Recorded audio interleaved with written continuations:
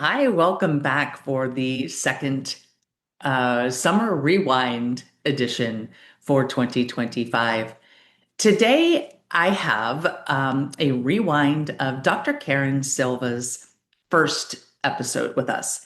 And she did two. We had a two-part series, but for this summer part, I'm just going to do the first episode, and then I will put the link to the original part one and the part two so that you can follow her journey if you haven't already heard it, or if you just want to listen to it again.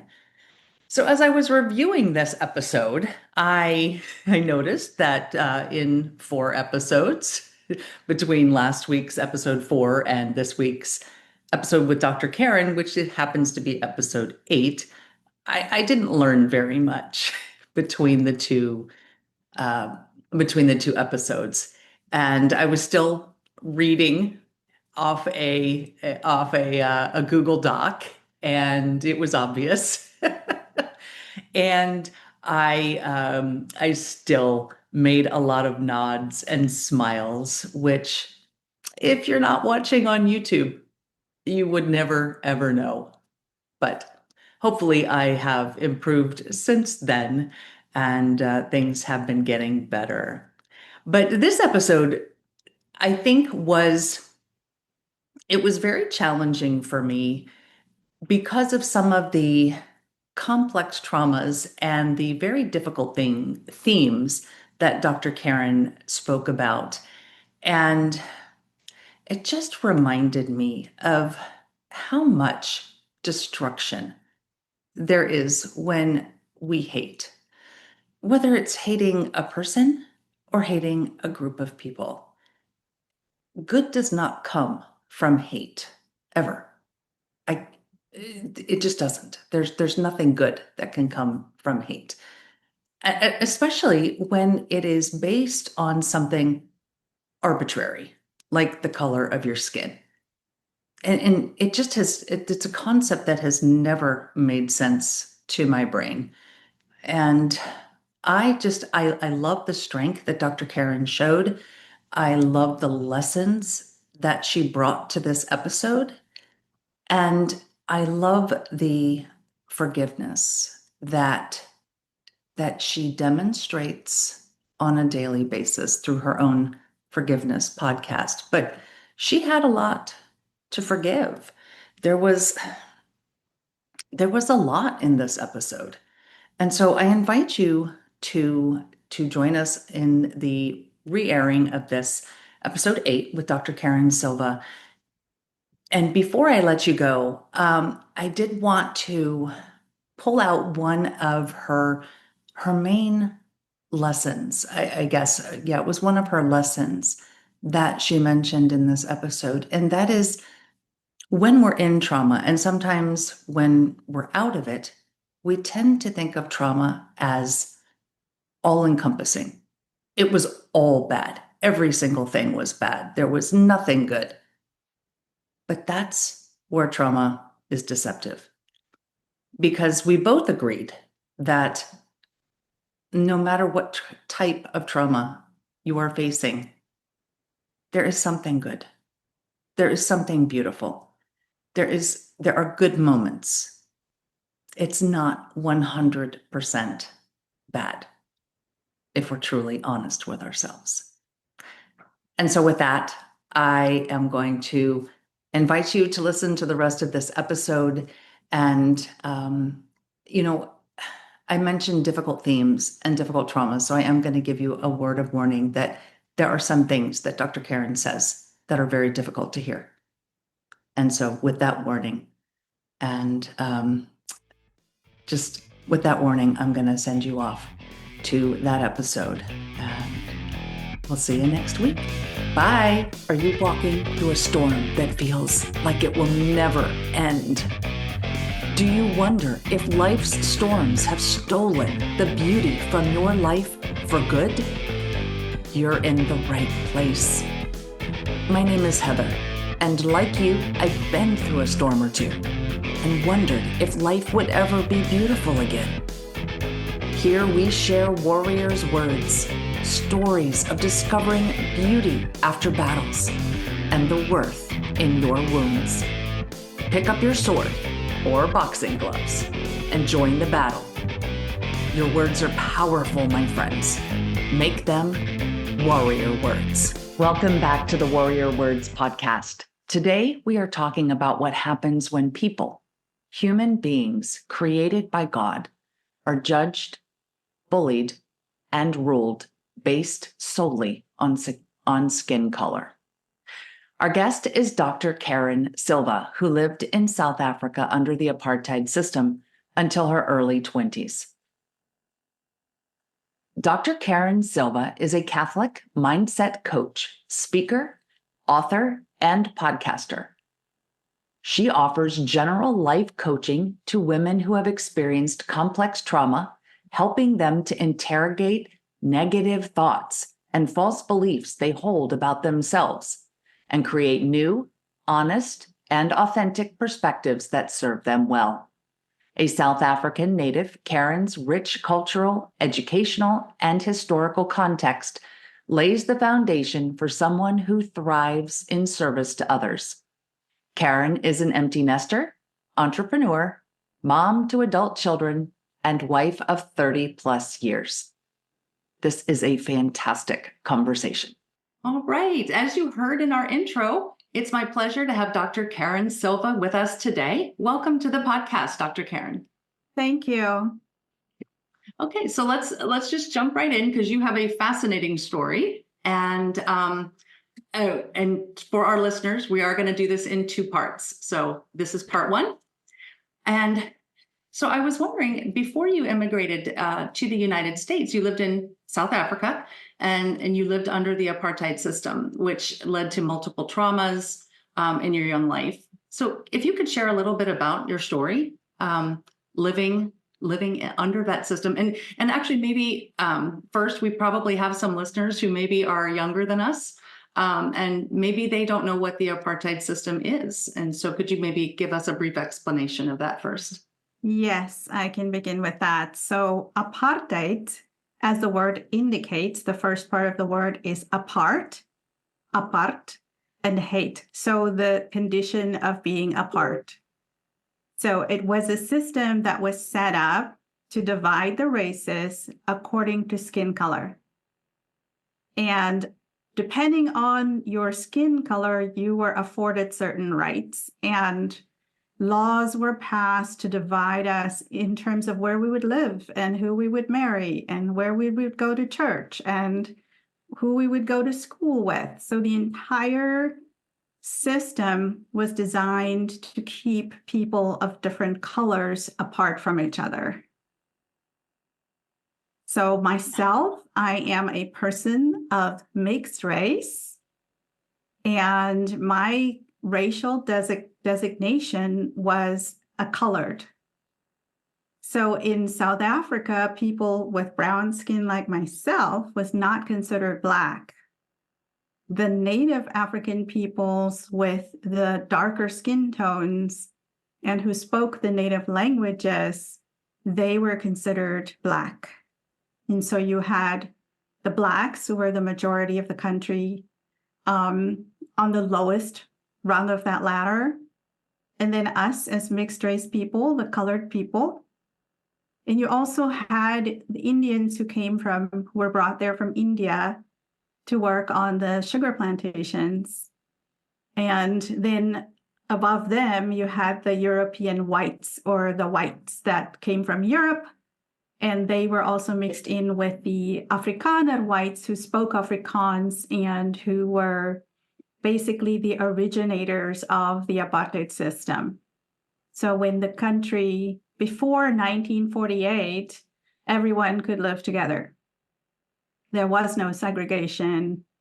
And then when the National Party took over in 1948, they came into power and they instituted this system of apartheid.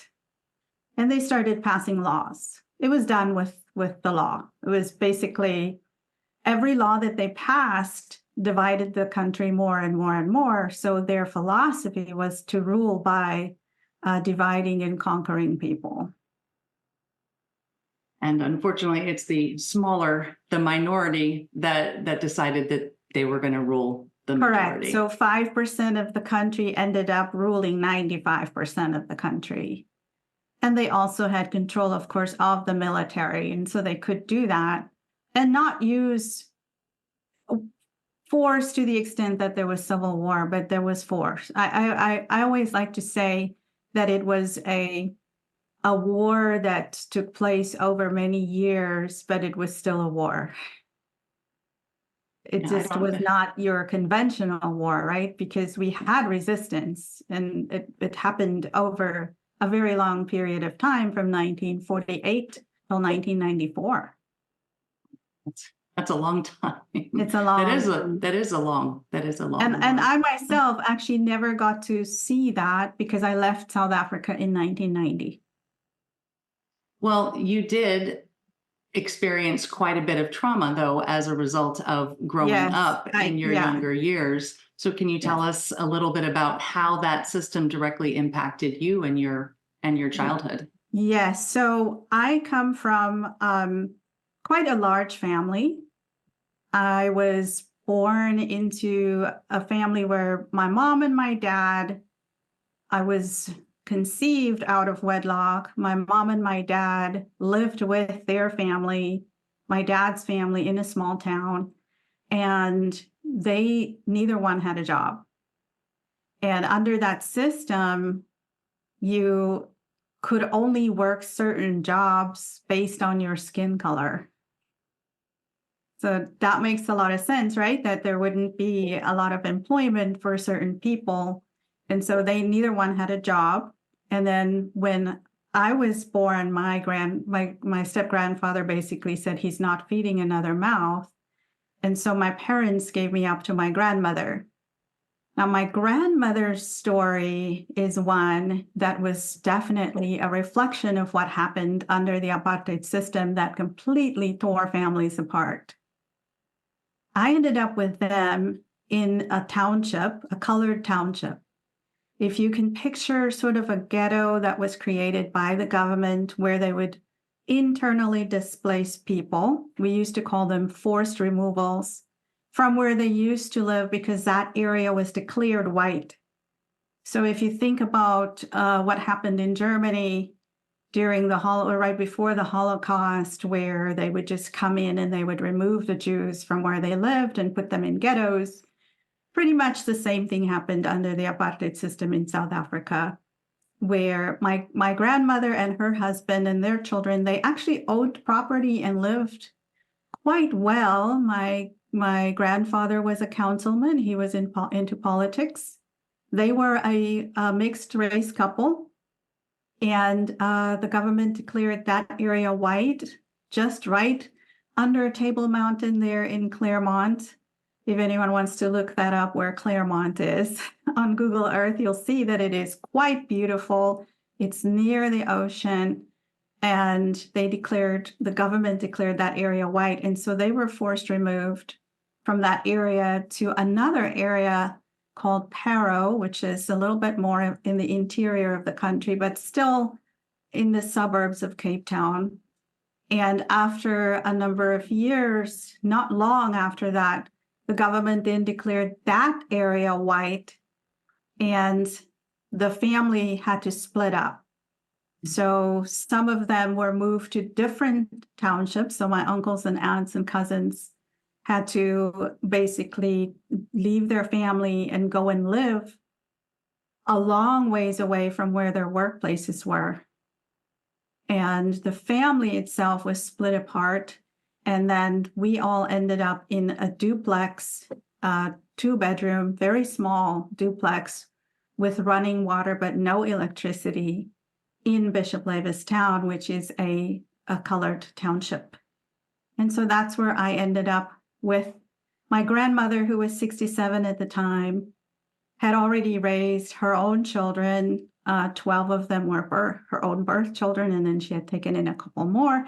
And then she also raised some of my cousins. So by the time I arrived, I was number 19. Wow. Yes. And with us in that same home with me were 7 other people. So 2 very small rooms and very crowded. And so you can imagine the difficulty of just going from having property and then being forced removes and having to sell off your belongings because there's no place to put them.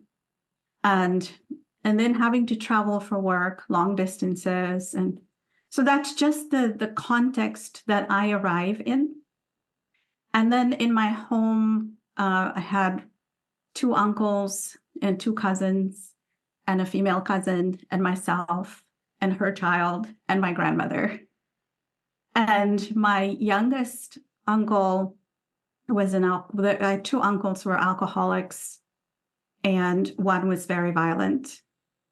And he was the one who sexually assaulted me at a very young age. I have very vivid memories of the experience. I try not to tell the details of it because I don't want to cause secondary trauma to people who are listening or watching. But all I can say is that I was still clutching a bottle. I was still drinking from a bottle when it happened. And this particular person was a young man, very strong. But if you can imagine, he was only a toddler when all of those things, he was not very old when apartheid started tearing the family apart. So by the time he was a teenager, things were rough. Things were rough for them. And so this is the person who molested me. And then not long after that, and as with trauma memories, they're not linear, right? Right. Trauma memories are not linear, but I have a complete memory of my grandmother setting fire to him. And that, I would say, is my primary trauma, not necessarily the sexual assault, but what happened after, and the not knowing, that not having the safety and not knowing who I can trust, right? Because now the person who I trust the most and who I love the most, I witnessed this person do something like that. And I know that this is hard to hear. Yeah. I just can't go around I have a hard time telling this story because I don't want to cause harm, but it is the truth. Right. And we have to get, I think our words, this is why it's called warrior words. Our words have power. Yes. And I know you talk a lot about forgiveness, and we'll get to that, but yes.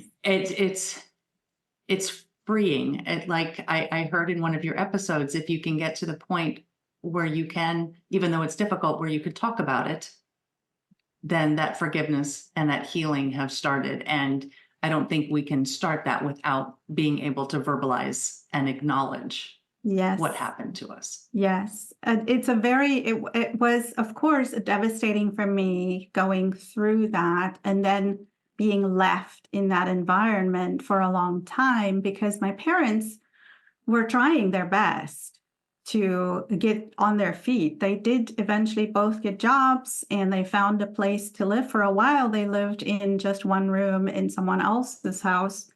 And then they did finally secure 3 rooms in someone else's home, a home that was shared by 2 other families. And they did come to take me back, but I stayed in that home till I was almost 8. And weekends were just really rough, when the drinking would normally start Friday nights and it would continue on until Sundays. And there would be a lot of fighting, and I witnessed a stabbing, and windows would be broken and furniture would be broken. And,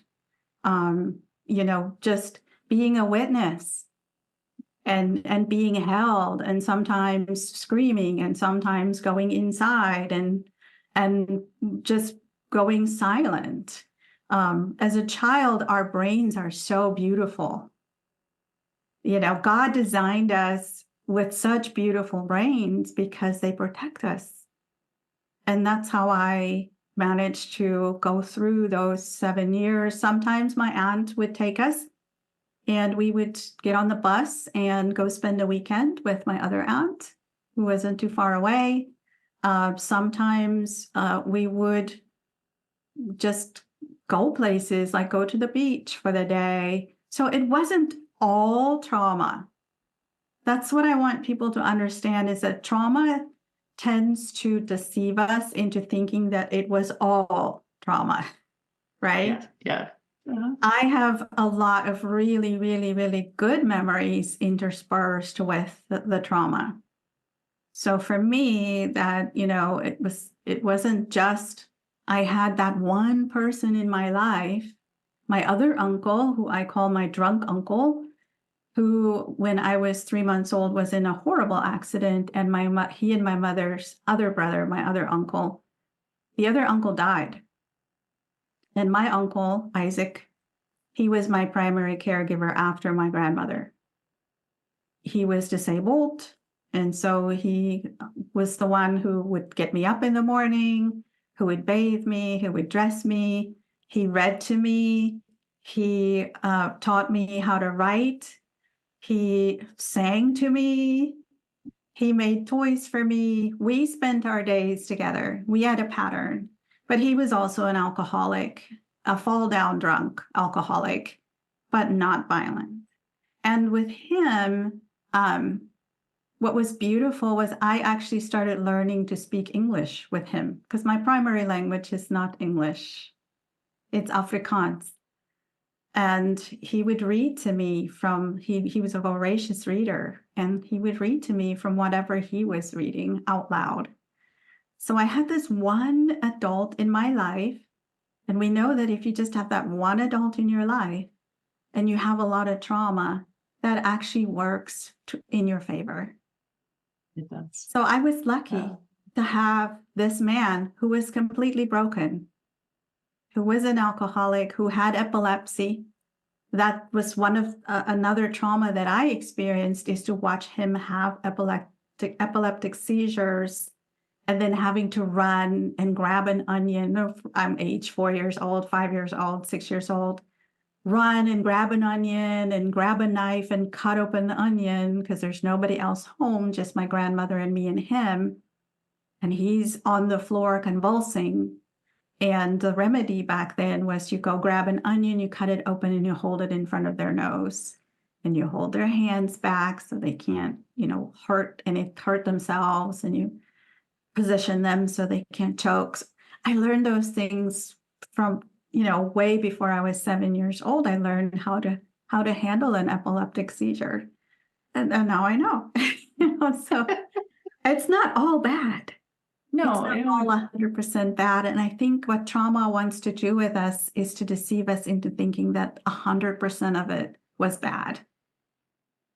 Absolutely. And, and in that you've actually answered a couple of my other questions. And one of them that I talk a lot about is finding beauty in your broken. And because I think so many people do have that perception that when you are going through trauma, it is all bad. And I think that we need to reframe that and find those moments of beauty, and find, you learned this lesson of how to care for somebody who cared for you.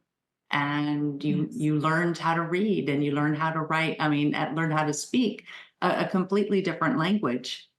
And so there were bright spots in there interspersed. Yes. I do want to say, though, I did live there for a long time.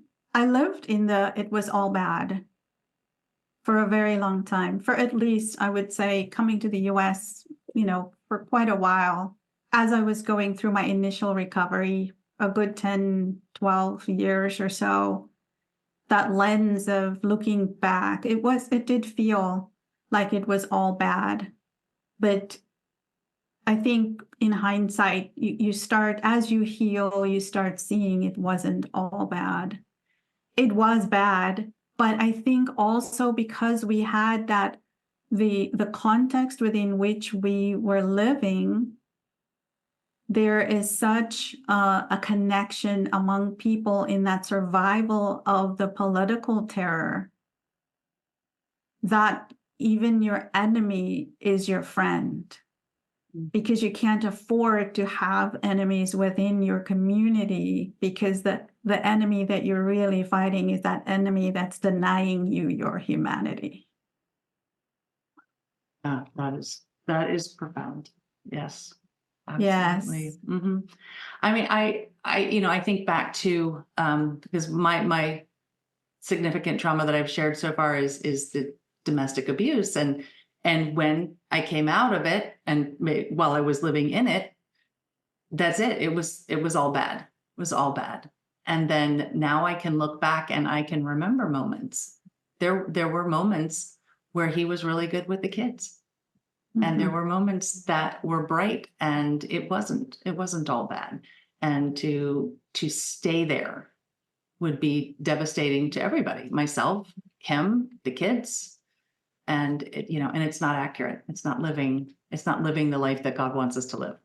Yes. Being honest, yes. Yes. That honesty comes at a price, because we have to let go of the person who we became when we identified solely with the trauma. Yeah. And holding on to that identity gives us our strength, I think. Yeah, it's scary. It's scary because that's who we have convinced ourselves that we are and that we've become.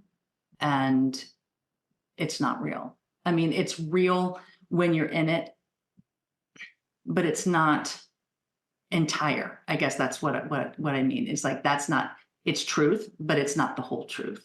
Yes. That's not who you are. You are not your trauma. Yes. Yes. So. Yes. Well, was there anything else that you wanted to share about that time, or maybe we could go into some of the other maybe lessons? You've shared a couple things that you were able to learn as a result, but are there any lessons that you took from that time that you are now able to incorporate today? Yes, I think that early childhood time, I didn't talk much about, going and living with my parents and being with a family of 4, or initially 3 children, and then my baby sister was born later. So, just still being under the apartheid system. I guess I want to talk a little bit more about then being the oldest of 4, but not quite, because my parents did have 2 children shortly after I was born. And so my middle sister became the oldest, and then I came, and now all of a sudden I was the oldest. And so that created a dynamic that was really difficult for us kids to navigate, I think. And then my parents were both factory workers, so they would leave pretty early in the morning and come back in the evening. And so taking on that role of caretaker of my younger siblings at a young age was also something that happened because there was no other choice, right? And I had to learn how to be a parent at a very young age.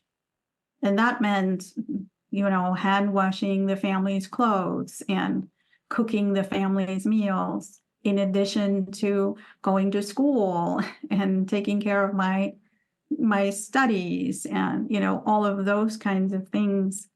And my parents wanted what was best for us and not to repeat their story. And so they were pretty strict.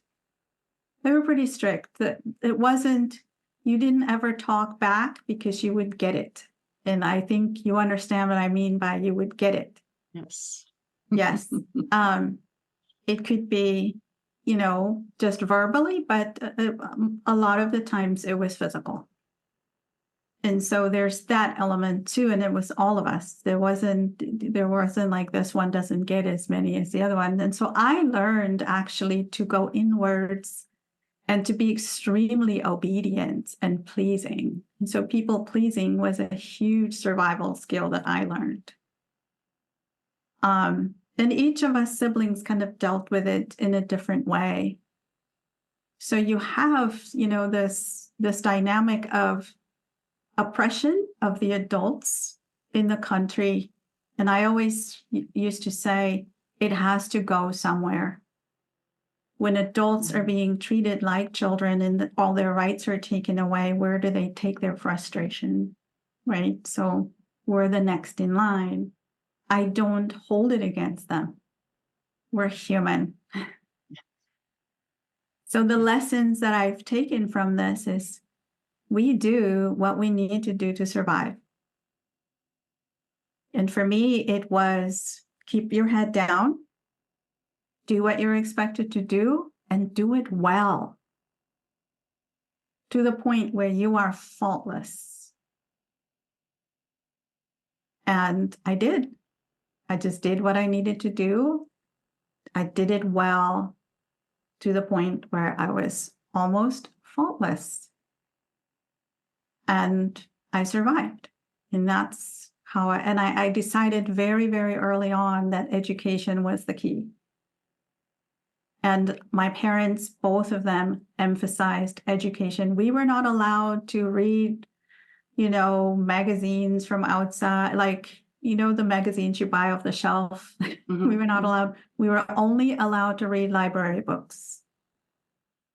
We did not have a TV. Of course, TV didn't come to South Africa till the 80s.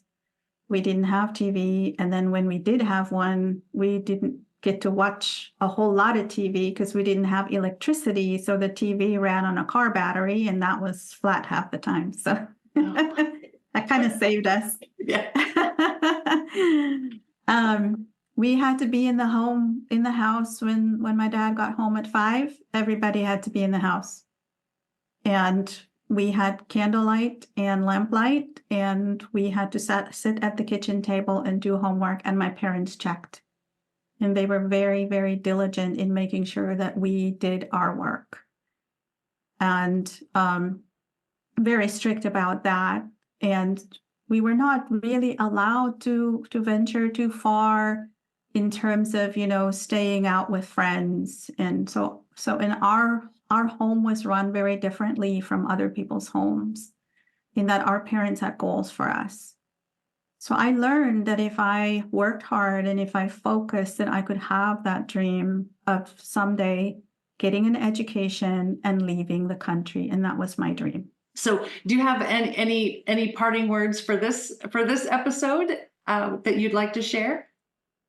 Wow. I'm a woman of faith. And I was from the beginning. My grandmother was a very strong woman of faith. And I know that God doesn't allow these things to happen for no reason. And that we can take whatever we go through and use it to help other people. Amen to that. To make the world a better place. Yes, absolutely. Okay, so if somebody wants to get to know you a little bit better and maybe work with you, where can they go to find you? Yeah, they can go to my website at www.drcarron, that's DRCARRON.com. So we're going to wrap up part 1, and Dr. Carron will be back with us for a part 2, and we'll talk about her journey to the United States and what happened after that. So, all right. Well, thank you very much, Dr. Carron. We appreciate you and your words, and we'll see everybody else and hear from everybody else soon. Bye-bye. Thank you. Bye-bye. I know some of that episode may have been a bit hard to hear, especially if you are not familiar with the atrocities committed by a minority of people. But I thank you for listening and possibly reflecting on how we view and treat people. When you oppress the adults, as Carron said, it has to go somewhere. So the oppression of a country of people had a trickle-down effect on individual families. But Carron found beauty in the lessons she learned. She learned to value doing things to the best of her ability, and she never lost her ability to dream. In part 2 of this series, you'll hear what happened when she realized her dream. Hold on to your dreams, warriors. Until we meet again, armor up, fight the good fight, seek beauty, and make your words warrior words. God bless.